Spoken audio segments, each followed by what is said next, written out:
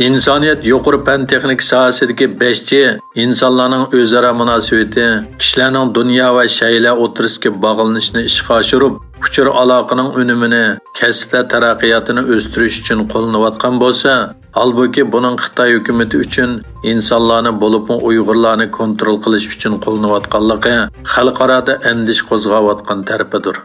Erkin Osiyo radiosining xabar qilishicha, Xitoy Sharq Turkistonning poytaxti Urumchida 2019-yili 5chi asosiy punktlarni qurishga boshlagan bo'lib, hozir rayondagi 5chi yanfon ishlab chiqaruvchilarning soni 11,277 mingga yetib, umumiy telefon ishlatuvchilarning 38%ni egallagan.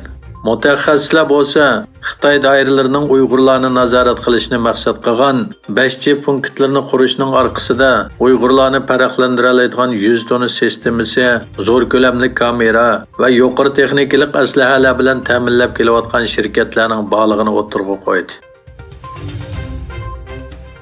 Xitoyning ziyonkashlikka uchirgan va surgun qilingan bir turkum millatlarning rahbarlari 10-oyning 23-kuni Taybeyda o'tkazilgan Sharq Turkiston jazo lagerlari va Jungo Kommunist partiyasining dunyo tahdidi temasidagi xalqaro muhokama yig'inida bir yerga jam bo'lib, Xitoy Kompartiyasining 20-navbatlik mamlakatlik qurultiyiga baho berdi. Janubiy Mong'oliyaning vakili Shi Hayming Shi Jinpingning harakatini eng oxirgi talvilik deb tasvirladi. Yig'inga Iroqdan qatnashgan Dunyo Uyg'ur qurultiyining sobiq raisi Robiya Qodir ochiq-oshkor holda Kompartiya tahdidining keng tarqalayotganligini va Uyg'urlar Tibetlarning beshiga kelgan kunlarning dunyo xalqining beshig'imi keladiganligini ogohlantirdi. Xitoyning eng chong mashina batareyasi ishlab chiqaruvchi korxonasi bo'lgan Ningde shirkati jazoga uchrashdan andish qilib, Amerika va Meksikaga mablag' selish planini ostlatgan. Amerika ovozining bu vaqtdagi xabarda qayd qilinishicha, Xitoyning dunyodagi eng chong batareya ishlab chiqaruvchisi bo'lgan Ningde shirkati Amerikadagi yangi batareya zavodlariga mablag' selish planini ostlatgan bo'lib, aslida bu yilning 5-dan boshlab Amerika va Meksikada yangi zavod ochishni o'ylashgan ekan. Ma'lum bo'lishicha, navbatda bu shirkat dunyodagi har 3 batareyalik mashinaning birini batareya bilan ta'minlaydi ekan.